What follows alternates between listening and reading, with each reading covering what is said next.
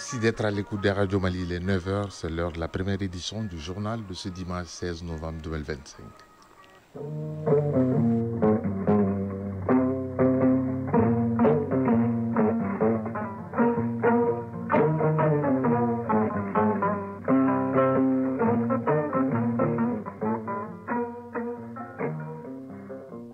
Le journal, Ousmane Daou.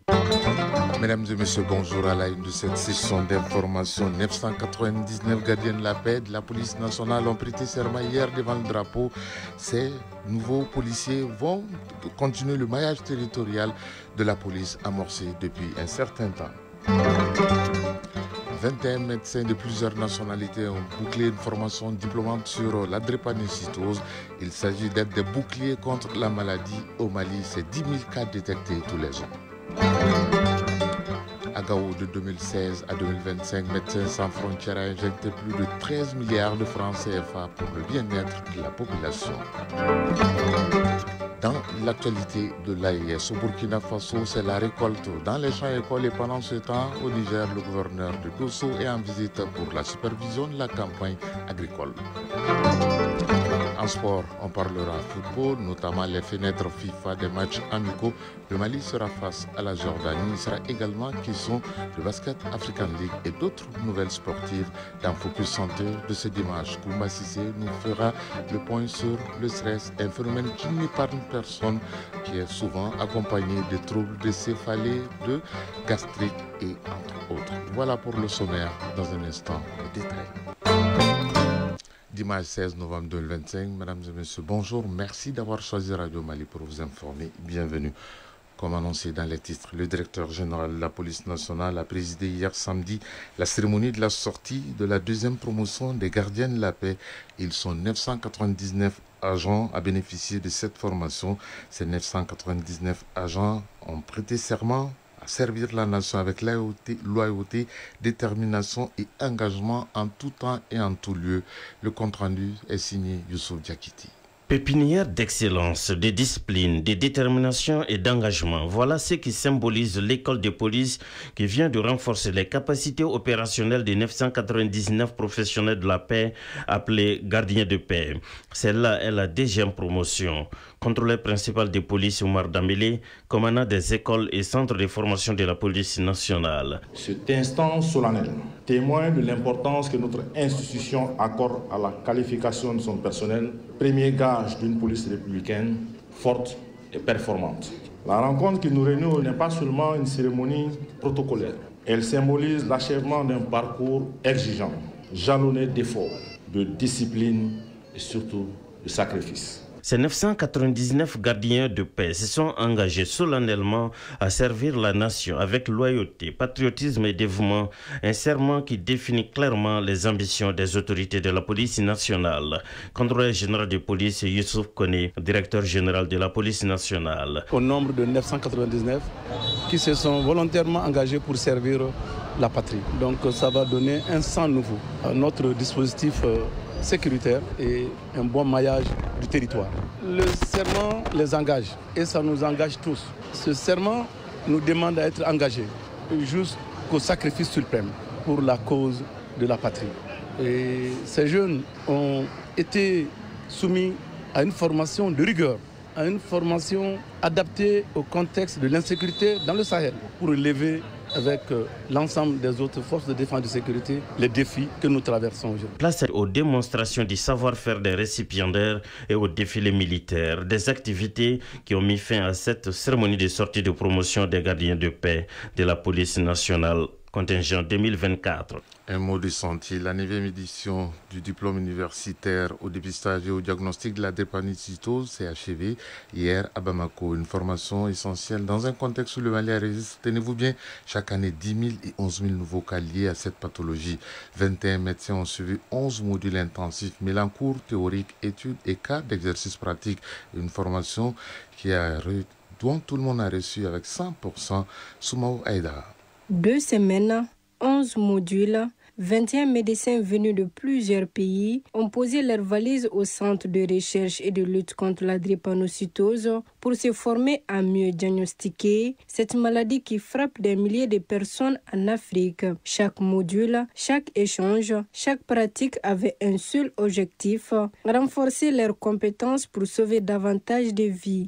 Mahmoudou Hamadou Abdou, pédiatre venu du Niger, porte-parole des apprenants. Avant que je ne vienne ici, je pensais que je suis patron de drépanocytose, mais quand je suis venu ici, j'ai compris que je n'étais que juste à la porte. Et que vraiment ici, j'ai appris beaucoup de choses, beaucoup de nouvelles connaissances, de nouvelles méthodes. Aldjouma Guindo, directeur général du Centre de recherche et de lutte contre la drépanocytose. La drépanocytose est la maladie génétique la plus répandue au monde et ses plus fortes prévalences se rencontrent en Afrique. Au Mali, on enregistre chaque année entre 10 000 et 11 000 naissances drépanocytaires. Les tables rondes très interactives ont permis de réfléchir, de partager les expériences et de dégager des pistes de solutions pour certaines problématiques telles que la sécurité transfusionnelle, l'accessibilité à la morphine et le conseil génétique en Afrique. Cette formation rappelle que le renforcement des capacités médicales reste une priorité nationale essentielle pour améliorer durablement la prise en charge des patients touchés par la drépanocytose. Mahamadou Diakité, recteur de l'Université des sciences, des techniques et des technologies de Bamako. Vous êtes mieux armés maintenant pour faire face à la prise en charge de cette maladie. Nos maîtres nous avons toujours dit qu'en médecine, nous avons toujours l'obligation de soulager. Toujours. Soyez sensibles à nos patients et qu'en aucune manière, nous ne devons décevoir. Et ça, c'est un cri de cœur que je vous lance tous, parce que c'est là où notre contribution à notre société, au bien-être de nos populations, va se mesurer. Les 21 médecins diplômés sont bien plus qu'une simple promotion. Ils seront désormais des garde-fous dans leurs pays respectifs pour freiner la propagation de la drépanocytose, selon les formateurs. À présent, en direction Gao, la 7e région, plus de 13 milliards de francs CFA, c'est le montant injecté dans les activités menées de 2016 à 2025 dans la région. L'information a été donnée lors d'une conférence initiée par Médecins sans frontières. Objectif, présenter les réalisations, les défis et les stratégies adoptées par l'ONG en 2026 pour améliorer l'accès aux soins de santé dans la région de Gao. Adizatou Mohamed Maïga.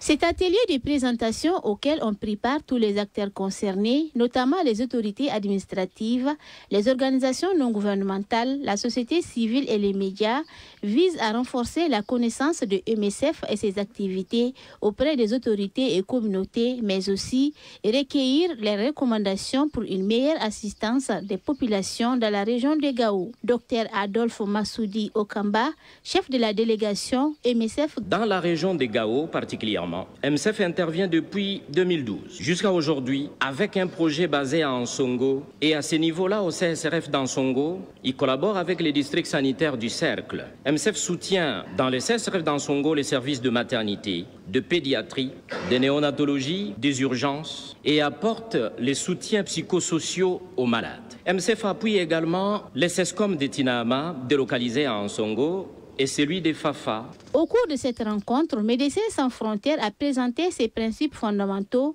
ses budgets annuels et son plan stratégique pour l'année 2026. Al-Hadar Bella, conseiller aux affaires économiques et financières du gouverneur de la région de Gao. Après plus de 13 ans de présence, MSF prolonge encore sa présence dans la région pour continuer à assister les populations en besoin et toujours en collaboration avec les structures sanitaires publiques. Pour ma part, je donne l'assurance que les autorités, à tous les niveaux, ne ménageront aucun effort pour l'accompagnement des activités en vue d'atteindre les objectifs assignés. Notons que Médecins sans frontières a investi de 2016 à 2025 plus de 13 milliards de francs CFA dans les activités au niveau de la région de Gao. Gao, Hadizatou Mohamed Meiga et Al-Hassan Ahamadou pour l'ORTM.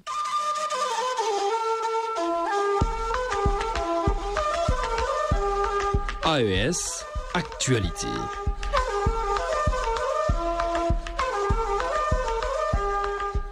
Au Burkina Faso, la récolte de la production des champs et écoles est effective. Le ministre en charge de l'enseignement de base a donné le top départ des activités de l'école dans le champ école de l'école primaire de Pipsi dans la province du Bazenga. Cette initiative vise à promouvoir la cantine endogène afin de renforcer l'autosuffisance alimentaire dans les écoles du Burkina Faso. De 5 sacs de 50 kg récoltés l'année dernière, le champ école de Pipsi a enregistré cette année une production d'une demi-tonne de soja en plus du maïs et de la patate douce. Judiciel Kafando pour la radio du Burkina. Nous sommes dans le champ école de l'école primaire publique de Pipsi dans la province du Bazenga. Le ministre en charge de l'enseignement de base, accompagné des élèves, enseignants et parents d'élèves, procède à la récolte destinée à alimenter la cantine scolaire. Cette démarche, selon le ministre Jacques Sosten Dengara, vise la promotion de la cantine endogène au Burkina Faso. Nous sommes un pays où nous devons, à l'image donc de notre volonté d'indépendance, commencer par nous nourrir nous-mêmes. C'est dans ce cadre que l'initiative agricole qui a été lancée par le chef de l'État, c'est une contribution du ministère en charge de l'enseignement de base de contribuer à la mise en œuvre donc, de cette initiative à travers donc, la promotion de la cantine endogène. Ce ne sont pas uniquement donc, des espaces de culture, mais c'est de véritables laboratoires d'éducation. Pour la directrice de l'école primaire publique de Pipsi, il est attendu de cette récolte une demi-tonne de maïs, une demi-tonne de soja ainsi que de la patate douce.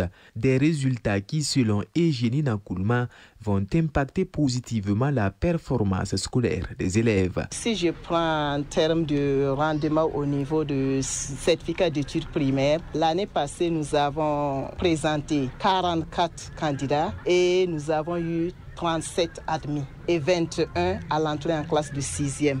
Et cette année, nous avons présenté 47 et nous avons eu 45 sur 47 avec l'entrée en classe de 6e de 32 élèves. Donc, il y a lieu de saluer l'importance de la cantine endogène. L'activité a également servi de cadre pour le lancement des activités des jardins scolaires dont le nombre est estimé à 2454 à travers le pays. Celui des champs écoles est passé de 663 en 2024 à 2138 en 2025. Au Niger aussi, l'agriculture est au cœur du développement. C'est pourquoi le gouverneur de la région de Dosso a bouclé une mission d'évaluation de la campagne agricole-sylvo-pastorale et hydraulique. Cette visite a été suivie par Mamou El Sido de la radio du Niger. Dans le département de Gaya, aussitôt salué par les autorités administratives et traditionnelles, le gouverneur de la région de Dosso, le colonel-major Ban Alassane, et sa délégation se sont directement rendus sur un site hors périmètre dans le village de Kessa, d'environ 300 hectares, qui constitue un impact positif de la réhabilitation de la digue sur laquelle les producteurs arrivent à faire 3 récoltes par an du riz au riz communément appelé Tchani avec 4 tonnes par hectare. Là, les doléances soumises au gouverneur de la région de Dosso tournent autour de manque de motopompes et de problèmes d'écoulement de la production. Ensuite, comme au niveau de toutes les étapes, le gouverneur de la région de Dosso, le colonel-major Bana Alassane, a eu une rencontre avec l'ensemble des acteurs réunis autour de leurs autorités où le préfet du département de Gaya, commandant Moussa Saleh, tout en saluant les autorités de la refondation et leurs partenaires pour leurs actions qui concourent au bien-être de la population, a laissé entendre que la campagne agro-sylvo-pastorale et hydraulique 2025 s'est installée tardivement dans son entité administrative et s'est malheureusement précocement arrêtée, occasionnant ainsi un déficit agricole non négligeable, mais qui peut être comblé par la pratique des cultures irriguées. Cette campagne, caractérisée par l'insuffisance des précipitations et des inondations, a aussi enregistré quelques attaques par les ennemis des cultures sur 127 hectares, dont 99 hectares ont été traités. Les prix des denrées alimentaires restent stables relativement à l'année précédente, mais néanmoins, 48 villages sont d'ores et déjà dans une situation d'urgence. Sur le plan pastoral, la campagne a été passable avec une situation sanitaire calme et les prix des animaux restent en faveur des éleveurs avec un état d'embonpoint des animaux aussi moyen. Pour ce qui concerne le secteur de l'environnement, de l'hydraulique et de génie rural, le département de Gaya a bénéficié de plusieurs réalisations et plusieurs autres sont en cours. Place dans un instant au sport.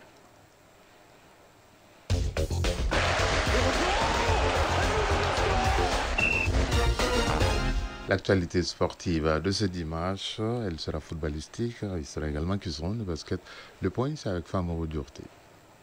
Supercoupe du Mali de football au goût de revanche, le Djoloba AC et le stade malien de Bamako ont peaufiné les derniers réglages avant leur duel de ce dimanche 16 novembre au stade de Mamadou Konaté. Mouril Messa Kinjoya, entraîneur du stade malien de Bamako. Un match entre ces deux équipes se prépare toujours avec beaucoup de minutie. Je pense que rien n'est laissé au hasard. Nous avons mis les petits plats dans les grands. Aruna Diallo, président du comité central des supporters du Djoloba AC. La Supercoupe, c'est la coupe des super champions. Ça, il faut le reconnaître. Et c'est face à notre rival de tout le temps, le stade malien de Bamako. Même si c'est vous qui mettez une coupe entre le Djoloba et le stade, nous voulons être le meilleur. Détenteurs du trophée, les Rouges de Bamako entendent défendre leur couronne face à un stade malien de Bamako en pleine confiance après son doublé coupe championnat. Le coup d'envoi de la Supercoupe du Mali de football entre le stade malien de Bamako et le Djoloba AC est prévu à 16h au stade Mamadou Konaté. Une rencontre que vous pourrez suivre en direct sur la radio nationale du Mali et son réseau synchronisé. Toujours en football, bonne prestation des Aigles Espoirs du Mali pour la première manche de leur double confrontation amicale contre l'Indonésie. Ce samedi, les poulains de Fousseni Diawara ont dominé leur homologue indonésien par 3-0. Mondial des moins de 17 ans garçons Qatar 2025, les 16e de finale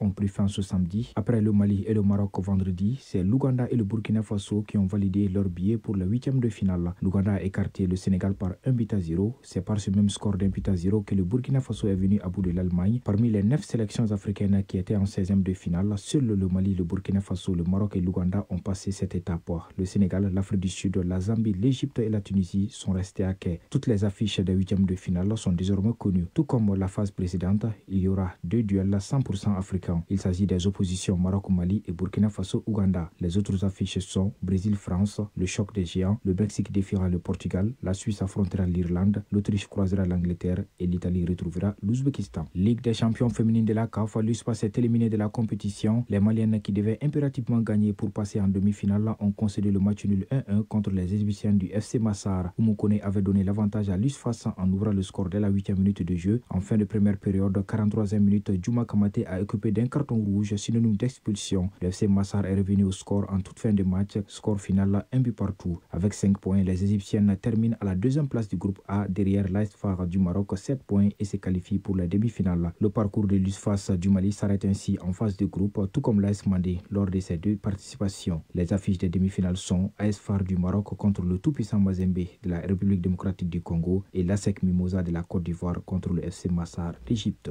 Basketball pour terminer, Road to Ball 2026, le centre de référence de basketball de Tombouctou, CRBT, s'est incliné 103-76 face à Al Ahly Benghazi de la Libye en demi-finale de l'élite 16 de la division Ouest. Les champions libyens finalistes de la balle 2024 menaient de 18 points à la mi-temps, 52-34. Le CRBT était venu à Praia, au Cap-Vert, pour créer la surprise en atteignant le top 8 continental, autrement dit la phase finale de la balle 2026. Mais hélas, le rêve s'arrête dans l'élite 16 de la division Ouest. Néanmoins, le CRBT joue ce dimanche le match de classement pour la 3e place contre Spintex Knights du Ghana. Al Ahly Benghazi joue la finale de l'élite 16 de la division Ouest ce dimanche contre la Jeunesse Club d'Abidjan de la Côte d'Ivoire. Focus Santé. Ce dimanche, il s'intéresse au stress. Chacun a sa façon de gérer son stress et cette gestion diffère selon le motif. Certaines personnes arrivent à se débarrasser de leur stress facilement, par contre d'autres non en ce moment. Pas beaucoup de solutions et là ça devient très nuisible et provoque des troubles de comportement, dont beaucoup de maladies comme le gastrique, le gêne respiratoire, l'angoisse et la céphalée. Plus de détails, c'est avec Koumba Sissi. Pour une raison ou une autre, beaucoup de personnes sont stressées à longueur de journée. Chez certaines, c'est temporaire et d'autres développent la forme grave. Souleymane Koulibaly, psychologue au CHU du Point-J. Le stress, c'est un syndrome visuel d'adaptation qui survient chaque fois qu'un individu est confronté à une situation qu'il n'arrive pas à gérer. Il y a beaucoup de sortes de stress. Il y a le stress de la vie quotidienne.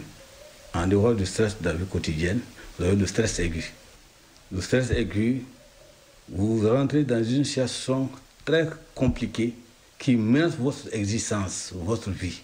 Il y a le stress post-traumatique. L'événement est déjà passé et vous allez faire des réactions différées par rapport à l'événement parce que vous n'avez pas oublié. Le stress peut être nuisible et être à la source de beaucoup de troubles sur le plan physique et mental. Souleymane Koulibaly. Il y a d'abord les tremblements qui peuvent être là. Vous pouvez transpirer. Il y a une hyperventilation. Ni la clip c'est la télé.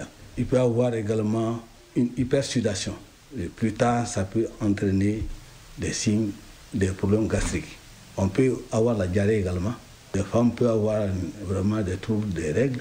Et ça peut être des troubles de l'hypertension, par exemple, des troubles cardiovasculaires, par exemple. Ça peut créer des troubles génito-urinaires. Ça, c'est le stress nuisible. Et c'est ce stress-là qui va provoquer plus tard problèmes de santé mentale. En dehors des maladies, le stress joue également sur notre quotidien.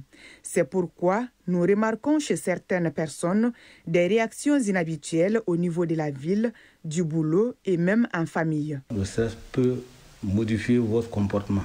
Vous devenez irritable, nerveux. Vous devenez plus querulent que d'habitude. Au niveau du travail, ça peut créer, c'est-à-dire l'absentéisme. Le présentéisme, tu viens au travail, mais tu n'es pas efficace. Sur le plan social, il y a le retrait social. Parce que ça va créer une méfiance chez l'individu vis-à-vis des autres. Ça crée dans le foyer des troubles de la vie conjugale. Le mari n'arrive plus à comprendre sa femme ou bien la femme n'arrive plus à comprendre son mari. Selon les praticiens, pour une prise en charge efficace, l'accent doit être mis sur le déclencheur, c'est-à-dire la cause du stress, et en fonction du type, le traitement peut être un accompagnement technique et dans les cas chroniques, il faut un traitement médicamenteux. Souleymane Koulibaly. Quand on connaît les déclencheurs, on va également voir les facteurs qui peuvent contribuer à aggraver l'état de stress.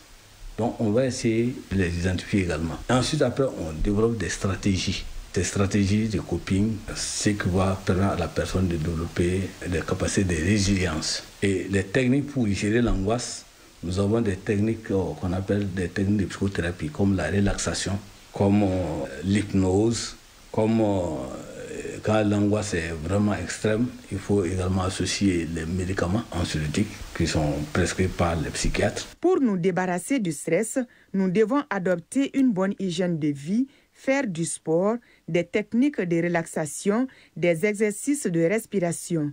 Ceux-ci permettent d'éviter les complications du stress qui peuvent conduire à la dépression, provoquant un grave trouble de comportement ou même le suicide. Alors suivez ces conseils de Kouma Cissé dans Focus Santé qui met fin à ce journal à 9h passé de 22 minutes à Konna, région de Mopti. Ce journal vous a été présenté par Ousmane Daou. Le prochain rendez-vous avec l'actualité, c'est à 13h. Vous serez en compagnie de Moussa Papa Aïdara. La mise en onde a été assurée par Bintou Traoré, mise en ligne Cheikh Abdel Aziz Koulibaly. Moi, je vous retrouve demain lundi à 13h et toujours avec le même plaisir de vous servir. Chacun de nous ne peut être une étoile, mais tâchons de briller pour éclairer là où nous sommes. Bon dimanche à toutes et à tous. Au revoir.